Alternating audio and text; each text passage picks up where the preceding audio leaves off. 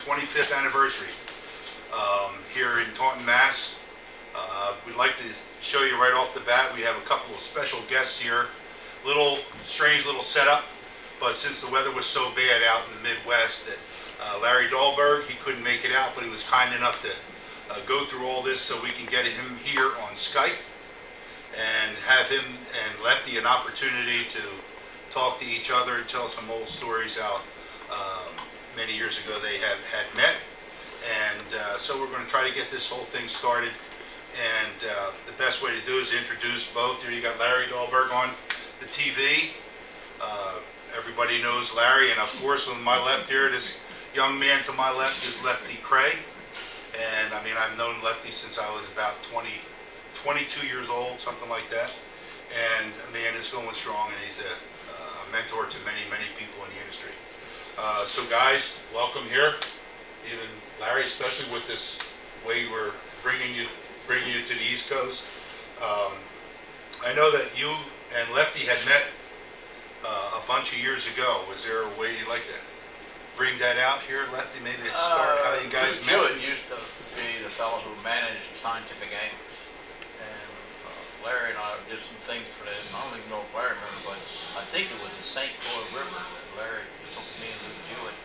At the time, Larry had a little copper-colored fly that really knocked the smallmouth something. I can't remember the name of it. Maybe Larry can remember. Yeah. Do you remember that, Larry? Yeah, I called it a tinsel fly. Tinsel fly. Real creative. Real creative, yeah. Well, it was an imitation of a Mep spinner. Well, it worked. It really did. And Lou was a fabulous guy. He ran 3M at Scientific Anglers for years. Unfortunately, he caught cancer in less than 2 months after he had a really rapid type that he passed away. But he was really the best thing that I ever knew. And I worked at Scientific Anglers for probably almost 60 years. Of all the guys, I liked him best of all. He was a fisherman and an imaginative guy. I think Larry would probably say the same thing about Gary. What do you remember about it, Larry? Your first meeting? Well, Lefty's right. We had a mutual friend, Lou Jewett, who had been a client of mine while I was a guide.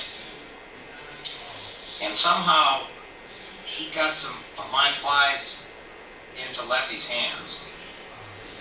And then Lefty and I exchanged correspondence, and I'd send him a few flies. And eventually I was a rep for Scientific Anglers, and Lefty came out and we worked a fly fishing promotion in Rice Lake, Wisconsin. And on the ride over, we got to chat, and I remember 3 things that Lefty told me. Number 1, we were talking about the casting stroke. And in those days, I was still trying to figure out how it really worked. I could make it go, but I didn't always understand how it worked. And Lefty explained it simply that the power stroke, if it's right, is the same for fly casting, spinning, or bait casting, but just fly fishing is a lot less forgiving. And then he told me that when 2 men meet and become friends, 20 years can go by, and the next time they meet, it's as though no time had passed. But women had to see each other every other day to stay friends. But the third thing he told me, he said, Larry, what's the most predatory creature on Earth? I had no idea. He smiled and he said, a teenage girl. Larry, I don't know if you had to tell that. I coached the girls. Do you remember that, Lefty? Yes, I remember that. And I coached the girls Catholic high school basketball team. In the first 2 years, I was a man. After that, I was furniture, and they acted like real women. And you know, in the wild, the peacock is all dressed up and fancy, and the lady peacock is brown and the cardinal is bright and red. The girl, we think we pick the women. Believe me, them women pick us. Yes, sir. Well, we got that covered. So a lot of time has passed since all of you guys have been around the world. And I know last time we talked, Larry, we were talking about how you still like that musky fishing up where your home grounds and all that. And Lefty, I haven't had a chance to talk to you, but kind of know this answer. But what is, of all the places and species of fish that you've been able to do, what was your very favorite? Well, obviously, bonefish is my favorite fish of all. But I need to say something about Larry. Larry and a fellow in Australia called Dean Butler, who we call Dino, and I met when he was like 20 years old. I think are the two best all-around fly fishermen, not fly fishermen, but fishermen. They can use sailfish tackle, they can use light tackle, they can use plug spinning. The two of them really, I think, are the two best all-around fishermen I've ever met in the world, and I've met people all over the world, and I've fished with many of the great legends. These two guys are the absolute best at what they do. Wow, that's a compliment. Thank you. Yes, it is. Yes, it is. Let's say now, I would say I think I had asked Larry back a couple of years ago of all the things that you've seen. I mean, you've seen all kinds of changes from the beginning when you first really got started to the present day. You've come through all those. You've seen all those changes and evolution so vividly. What would you say if you had to pick one or two or three of all those things that happened over the years that seem to be the most impacting? I think it's one that people probably don't even think about. The reason we don't have as many fly fishermen today, I think, is because of two things. One, a fly line used to cost $3 to make, and we sold it for 15 to 20. Today, most fly lines I don't think cost over $6 or $8, and we sell them for 80.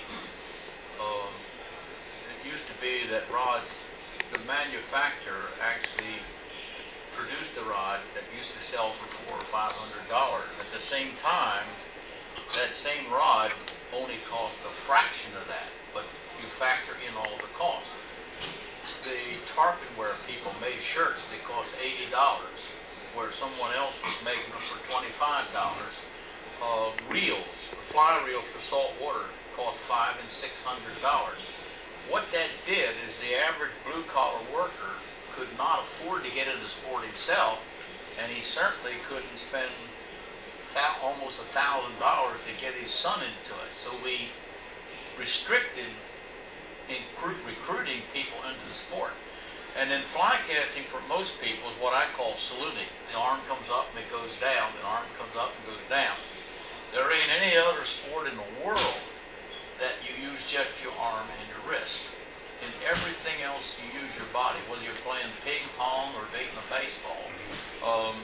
So what we did, we've taught a way of casting that really was for people who were strong or could only use light tackle. So we isolated the people from joining different venues within fly fishing. And most instructors, most videos, and most people teach casting. Even today, there's only one way to cast, and of course there's many ways to cast. And you use the body in some, you use an arm in some, and so on. I think these two things have more impact on our casting than all the gear and tackle and everything else that we've had. Good. You mean negatively, the way it was Yes, started? very negative. Do you see a change, a way around it? Well, I see light at the more. end of that I see tunnel? more women. It used to be when a woman came and took a private casting lesson, she was trying to get a guy, or she'd already got him and knew if she didn't go fly casting, she wasn't gonna see him. Now the women bring their men fly casting. In fact, my wife and I had a wonderful relationship with a beautiful young lady named Susie, and after a couple years, and she loved fly fishing, she was good at it. she called and said that she would like to bring a man up that she thought she'd like to marry. And she brought him up, and he learned to cast, and now they go everywhere together. And that guy is Wayne LePierre, who runs the National Rifle Association. So women are having a big impact on our casting. Yeah, absolutely. The other thing that's really important today is that the tackle no longer is really expensive. Any rod that costs $150 a day will probably cast better than the guy that bought it. Gotcha. If you can't hit something with a 22, don't go buy a $5,000 Weatherman Magnum, because you ain't going to hit nothing with that either. Just learn to use the tools you got. Yeah, for sure. Now, Larry, what's your experiences on stuff like that? Do you find that to be somewhat true too, in your experience? I'm not sure where we're going with this. No, just like where have you seen? You've seen all these innovations over the years. Let's say, for instance, graphite rods. How much of an impact something like that had, and you see improvements, or do you see a degradation, or what? What's basically, how do you see the sport now through your eyes of fly fishing? Oh boy, it has come in 2 or 3 different circles, sort of. You know, we had what Lefty and I would refer to as just plain old-fashioned fly fishing, where, you know, the guy fished for different species, but everybody had a fly rod. And if you lived in the Midwest, you fished bass and panfish. If you lived out west, you fished trout, and you just had what you had. The rich guys had Orbis and Pains and you know, various bamboo rods, and everybody else fished with glass. Some of them worked great, some didn't, depending on the taper. And then graphite came along, and we leapfrogged a wonderful material called glass. And then a river ran through it, came out. Everybody thought it was pretty. And they found out that if you didn't know what you're doing, you'd hook yourself in the butt. And it was way more difficult for most people than spinning or bait casting. And it sort of went away. But at that same time, it created a greed boom in the high-end fly fishing stuff. And as Lefty said, it became ridiculously expensive. But by the same token, during that period, the average boat went from about $6,000 to $10,000 retail up to $40,000 or $50,000. And people buy lots of them. So I don't know if money's the issue, if a person is committed enough to the sport. But I think the greatest innovations have been the introduction of high-performance materials. There's no doubt they'll make a good caster, or any caster, cast better. The other thing that I think is huge is the quality of our hooks. The stiffness, the sharpness, all those things have improved 1,000%. That being said, I think that we have, in a lot of cases, we overreach and produce things that really are not improvements. What I'm waiting for, and this isn't for me, it's for all the young guys I fish with, is a deal you can plug into your reel.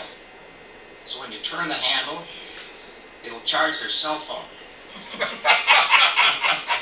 Yeah, we could all use that, believe me. I don't want one. They're one of the major factors that very few people understand as far as fly fishing is concerned, is in 1965, 3 organizations independent of each other were formed. One was called Trout Unlimited, another was called Fly Fishing Federation, and the other one was called Saltwater Fly Rodders. Before that,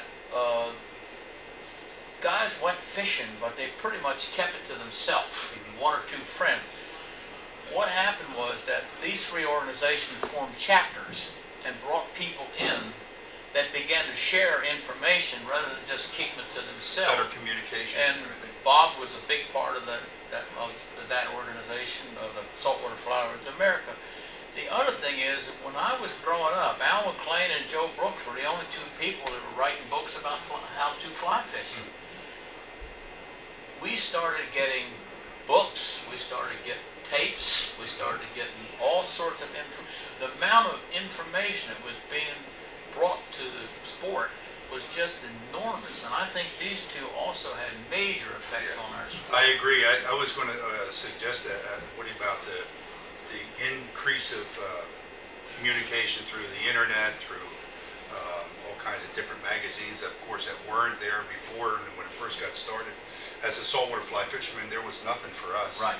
Even Saltwater Sportsman magazine would every once in a while throw a saltwater fly fishing article, but it wasn't until when ESPN grabbed a lot of those videos and those shows and started putting fishing shows on the Saturday mornings that it started to be a little more common. And then Flip's show, of course, was the great one where we did a lot of that classy saltwater fly fishing show that got it into more people. And then that increase of communication really seems to make a big difference. A really big difference. And I told Larry before when we spoke also about my favorite video, of which I just received again, was the pike fishing that you did, where they bit you on your finger and all that kind of stuff. That had used, and Lefty remembers my Tuesday nights at my house, and we would pull that video out almost every Tuesday until I pulled it off the shelf and the VHS tape, the bottom fell out of it, and then it shattered, and I hadn't had that tape till about 3 months ago. A gentleman sent it to me, and that was a big thing. That pulled guys together. All those videos that we would show casually on those Tuesday nights, people would talk, yet the videos were on, and that again pulled to, hey, put that tape on, put that tape on. So communication really had been, I mean, we're at that age right now, but I know I was trying to get you some talk about how things were very expensive and how a lot of things were priced out, and I guess also along with just the normal drop off of interest, it seems has happened over the years. But I think it's the communication that can hold it together. So, but anyway, I don't know how much longer he wants to talk here, but I know you guys, it's just important for everybody to get together and for you two guys to mix, and it's been a pleasure, Larry, for having you here. Sorry you didn't make it out, but it's really says a lot about you all, what you've done just in order to get here on Skype with us. And believe me, I know how troublesome that is. It was really a great thing, and we thank you very much. And Lefty, of course, it's always a pleasure. My God, I've been thanking you. Good to see Larry even on the screen and not catching a big fish. All right, Larry. Well, You got anything you want to say? Yeah, you brought back a couple of memories. All right. And I've got a delay here, so if I'm talking funny, that's why. When I went to work for the Inn Fishermen, they wanted me to be a fly guy. And in my lifetime, I fly fish about 5% of the time. And I didn't want to be pigeonholed. And I didn't want to do normal things. So when I worked at the Inn Fishermen, we were on 90 odd broadcast stations, and in some markets pulled a 40 share. We had one of our media guys run the numbers, and in the 3 or 4 years that I worked with the Inn Fishermen, counting the magazine articles and television exposure, we actually exposed more bodies to fly fishing. And if you took the total reach of all the fly fishing magazines that had been done prior to that in history. And I think that got some people excited. I know after we ran the first pike show, I had 3,000 letters from people saying, man, I want to do that. It took me till May to answer them all. And I think, if you show someone something fun, they're going to want to do it. If you make it look like it's hard, then they don't. And a lot of times too, fly fishing is like fishing with one hand tied behind you. You're going to say, I want to catch this fish how I want to catch it. And you have to modify either what you're doing, or more importantly, where you're doing it, so you have a high percentage with a fly. And I think I sent you a little bit of video, and I'd love Lefty to see this. And you got to come and do this with me. This fish, the wolffish, is absolutely the greatest undiscovered fly fishing fish that there is. They'll hit a 3-pound iguana that falls out of a tree. And the rivers we fish them in are like big trout streams. We got to go do this, Lefty. I love those wolves. You did those in Iguana, I think it was, British Guiana or somewhere. Suriname. Suriname, that's right. Yeah. Wow, what a vicious fish. Another thing I wanted to mention, and this is for all the fly guys, and Lefty will, I know, agree with me on this. See this fly I have here? Mm-hmm. If you dissected this head, threw it in the water, watch how it worked, cast it. It casts just like a fly and works like a fly that Tom Smucker calls Lefty's bug. And what it is, there's a certain size and weight that casts really well. It gets bigger than that, it just doesn't handle well. And it's really important when you're tying flies to make flies that are a pleasure to cast. Now, as we're getting into bigger and bigger flies and bigger species of fish, fly tyers spend hours and hours constructing great big things that look beautiful. But King Kong, at 16 weight, couldn't cast it. So, the real challenge in designing large flies, designing flies the fish will bite and a human can cast. Well put, Larry. Well put. Trust me, I agree with you 100%. And one other thing I want to mention, deer hair is great. Do a lot of things with it. Cork, kind of a pain, really. I'm playing around with a bunch of new stuff. I'm going to hold this. I don't know if you can see this. Yep. Got it. But it's a soft foam stuff. Comes in bottles. And I could make a mold and make any shape in the whole world. And you can also get high density urethanes that'll make a popper exactly the same as what Tom Spunker made Lefty's bug out of. And it's going to open up all kinds of possibilities, especially for larger flies. Yeah, I'm looking forward to that, Larry. Yeah, I knew you'd have it in a bottle. Larry, I really enjoyed this. Lefty, I can't tell you how much I was looking forward to seeing you in person. Yeah, I was disappointed. I spent the night in Detroit.